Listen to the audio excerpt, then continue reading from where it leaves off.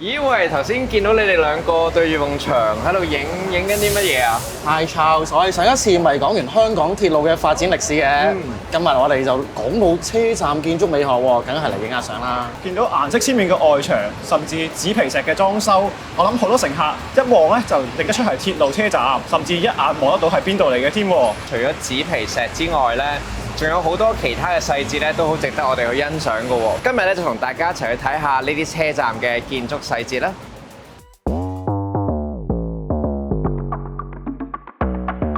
其實咧，每一個地鐵車站咧，佢嘅辨識度咧都係非常之高嘅喎。其中一個最大嘅特色咧，就係咧喺室內空間入邊所用到嘅一啲紙皮石。喺地鐵啱啱開始成立嘅年代啦，認字率咧其實唔係非常之高嘅，即係要依靠顏色啦去到區分一啲車站。重要嘅轉車站啦，都會用一啲特別醒目、特別鮮豔嘅顏色。例如好似我身後嘅呢一個荃灣站啦，同埋中環站啦，都用咗紅色啦。乘客一睇到紅色就知道自己要落車啦。其實車站嘅設計亦都大有學問嘅喎，指示牌系統同埋地鐵送字型唔同資訊嘅擺位同排版，都係希望盡量一致，俾乘客用最快嘅時間揾到想要嘅資料。至於九廣鐵路喺電氣化之後，去到千禧年間，不斷去更新佢嘅指示牌系統同埋字型。就例如用上黑體同埋專屬嘅字型 case， 再配上寶藍色嘅底色咧，充分展示咗現代化嘅感覺。綜合咗即係一個美感同埋一個整體社會嘅文化背景之下咧，最終我哋又揀咗宋體去做呢個顯示牌或者站名。日常中咧不自覺，亦都冇乜特別去研究或者去欣賞呢啲數字，其實不知不覺已經用咗超過40年嘅光景㗎啦。其實咧，成個車站嘅設計入邊啦，都有好多用到模組化呢個概念，更加有一個節奏感啦，更加整齊啦。例如咧，我哋見到天花上邊啦，就會係一啲模組化窩夫狀嘅天花啦，運到嚟現場嘅時候咧，就可以好快咁樣咧係起出嚟啦。翻工翻學所搭嘅列車咧，同樣都有得特別嘅地方㗎喎。咁就梗係啦，前九鐵嘅 SP1900同埋 MLR 列車車廂配色非常之鮮豔，喺當年嚟講都算係幾新穎嘅設計。當中日本製嘅 SP1900列車喺2001年投入服務，佢哋設計甚至比喺日本本土嘅列車更加前衛嘅。車廂嘅設計除咗美觀之外，亦都有實用嘅考量。例如千九列車嘅地板咧有波浪紋，除咗靚之外，亦都引導乘客行入車廂中間。列車外邊用上咗紅藍嘅配色，相信係唔少人嘅集體回憶。早年車廂入邊嘅電視主要攞嚟提供列車到站嘅資訊，設計相當之美觀。去到後嚟啦，列車上邊引入咗唔同嘅資訊，日常用嚟睇新聞都仲得添。而家又輪到我考下你哋對建築學有幾認識咯喎？你又知唔知道其實喺荃灣車站隔離咧有一個比較少啲人講，但係咧其實亦都好有建築特色嘅建築物啦？我知，仲要係出自香港建築大師嘅手筆嚟嘅喎。其實咧，佢就係由香港一個好出名嘅建築師何濤所設計嘅荃灣車廠啦。荃灣車廠咧就喺80年代建成，係唔向公眾開放嘅建築物。相對於何濤嘅其他啲作品啦，例如好似香港藝術中心啦、荃灣車廠嘅作品咧，就會比較少啲人認識。佢喺整個設計咧非常之整齊啦。何濤當時咧亦都將呢一個車廠嘅設計啦，同古希臘、古羅馬嘅一啲建築咧做一啲比較，希望呢一個咧新嘅建築咧可以有一種古典建築嘅美學喺入邊。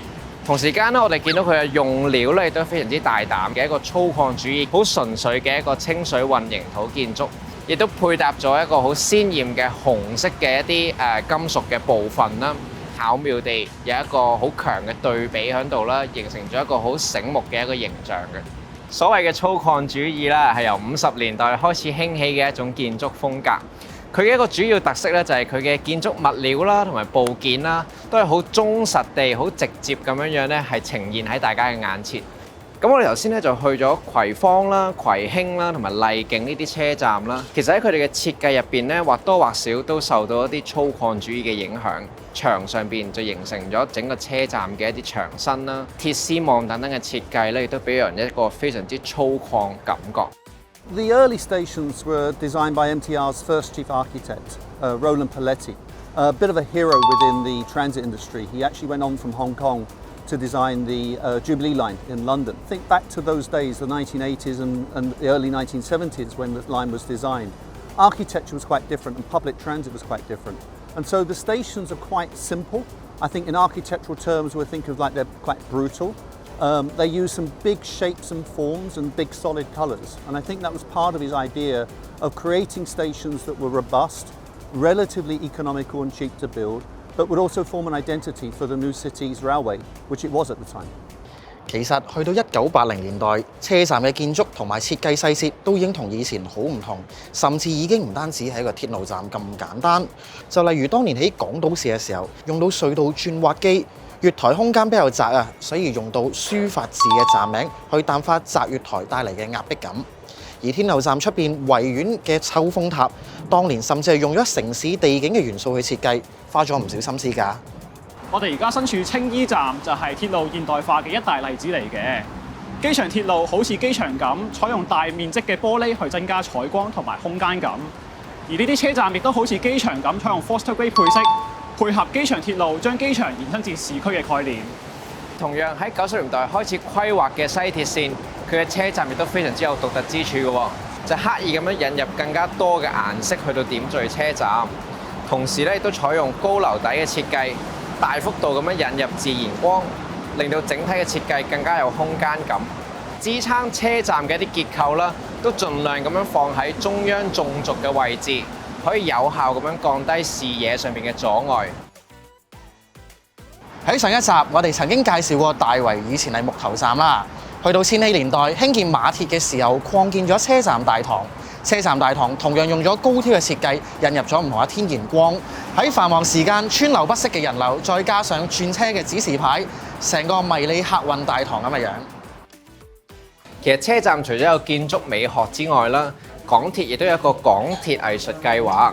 咁我哋身後嘅呢個壁畫咧，其實就係由建築師何濤聯同一班北角嘅小朋友所創作嘅。呢啲藝術品咧，其實都可以令到車站嘅空間咧新式不少㗎。Art in MTR began 25 years ago. When the first railway stations designed by Roland was built, there was no art in them. Why do we do it here? I think it's to showcase artistic talent of Hong Kong. Many of the artworks are created by Hong Kong artists. It's also to give a sense of identity to stations. We want unique pieces that people will remember, that you go, oh, I know where I am, because sometimes you're in an underground space. We're very much aware of our responsibility to the wider community in Hong Kong. So through the Art in MTR program, what we do is we create site-specific works. We commission artists to create these permanent works and hopefully accelerate their professional careers, and they go on and become fantastic artists, not just in Hong Kong but globally. 雖然兩鐵合併已經係接近16年前嘅事，但係車站設計一直有唔同嘅新嘅嘗試。例如喺尖沙咀、旺角等嘅車站咧，就開始用玻璃取代紙皮石。去到近年，港鐵亦嘗試用翻以前嘅車站設計元素，例如書法字同埋紙皮石等等，去加深大家對車站嘅認識同埋印象。隨住大型翻新工程嘅展開，唔同車站都呈現咗唔同嘅設計風格。就好似我哋而家身處金鐘站擴建部分咁啦，就將九鐵設計嘅玻璃天窗帶入到嚟車站入邊，將自然光帶到落去月台度。而扶手電梯咧，亦都貫穿咗唔同嘅層數，帶嚟空間同埋明亮感。咁喺物料上面咧，亦都多咗好多唔同嘅配搭啦，例如好似係玻璃啦、磚啦，又或者其他車站入邊咧都經常可以見到嘅一啲紙皮石。咁當呢啲物料配搭起一齊嘅時候咧，就變成一種新舊融合啦，同埋現代化嘅感覺啦。其實我就覺得唔係得車站藝術品先可以稱為鐵路系統嘅藝術，其實指示牌啊、車站建築啊，甚至列車都可以稱之為藝術嘅喎。希望鐵路公司遲啲設計新嘅列車同埋指示牌等唔同嘅系統嘅時候，可以包含更加多嘅元素。希望設計新車站嘅時候咧，可以融入翻當地嘅環境，增添一地區嘅元素，咁就完美啦。每一代嘅車站都有佢嘅建築特色啦。咁我期望呢啲新嘅車站啦，都可以繼續融合到舊嘅設計之餘啦，亦都可以放到一啲新嘅諗法落去，咁令到成個鐵路系統咧更加多姿多彩啦。地鐵最吸引或者係佢其中一個好特別嘅風格咧，就係因為除咗即係講嘅字體筆畫好有佢嘅特色之外咧，佢個結構啦、字體嘅結構啦，同埋加上嗰個字嗰個寫法。字字形嘅寫法都係一個保留翻佢自己原有嘅特色嘅。呢個我覺得係一個如果可以統一佢嘅話咧，變成一個特別係代表一個香港地下鐵路一個系統嘅話咧，呢個係會比較更加完美嘅。So there's a lot of things that we're working on in terms of the technology space. We actually have a subsidiary called MTR Hub, which is specifically aiming at picking some of those things up. But within the architectural design space, I think what you're going to start to see is the ticketing technologies with fintech kind of rapidly changing through there. And as I say, you already started to see things like the drop boxes and things like that. So there's going to be a more wider use of stations. They're not just going to be train stations. They're going to be key community buildings and provide products and services to the community in a more rounded way than just as a transit offering. 咁由我哋同大家分享嘅香港鐵路歷史同埋建築美學就去到呢度為止啦。如果大家仲有咩話題想睇嘅話，記得喺呢條片下邊留 comment， 仲有 like 同 share 呢條片，同埋 subscribe Canon Hong Kong 嘅 YouTube channel 啦。我哋到時再見，拜拜。